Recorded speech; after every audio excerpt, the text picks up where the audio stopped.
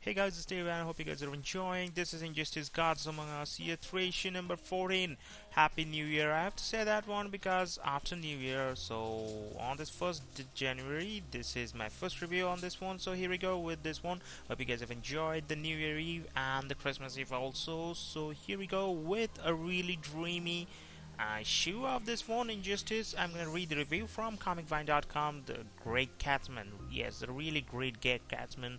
It's given the review. What if Superman never killed the Joker? Is this version of the Man of Steel still destined to become a dictator, or would things play out differently? The good things about this one, when you think of Injustice Gods Among Us, you probably think of sadness, tragedy, and brutal deaths.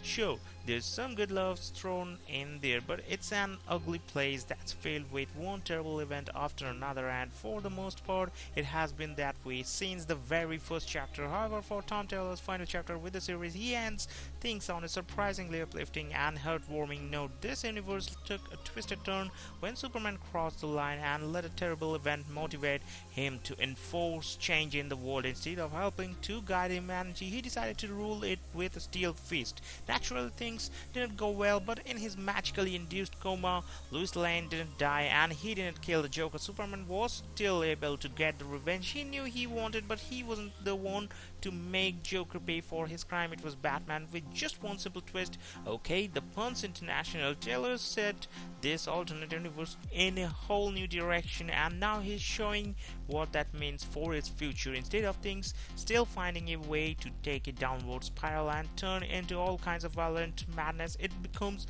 more and more inspiring and optimistic, because there's a lot of things it can happen, or what if kind of thing, that what if Joker didn't killed by Superman or something like that. As usual in the Marvel universe, we have seen like this kind of events. You can really tell this is a send-off issue. Instead of focusing on what made Injustice stand out, it celebrates these characters and has good-hearted and fun playing with the possibility of what if things didn't go terribly wrong. It's sweet and has just the right amount of heart and fan service. There's a few loves along the way, but this is all about embracing the positive change this heroes can bring about and how things can take more happy things away. The bad things about this one, if you were unaware, this is Taylor's last issue. That's oh sad.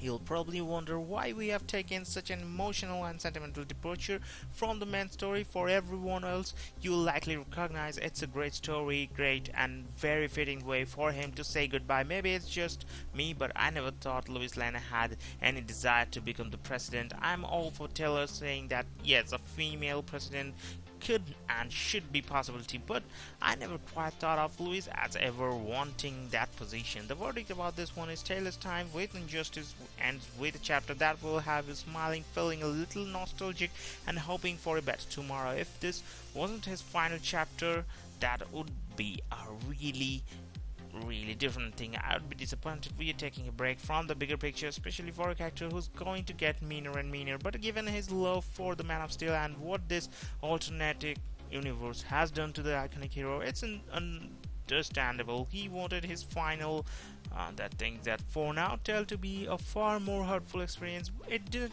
get my tears flowing, but it sure was touching and a very appropriate way for the writer to leave this series like this. So hope you guys have enjoyed. This is end of this chapter 14, and have a really happy new year from my heart. Enjoy.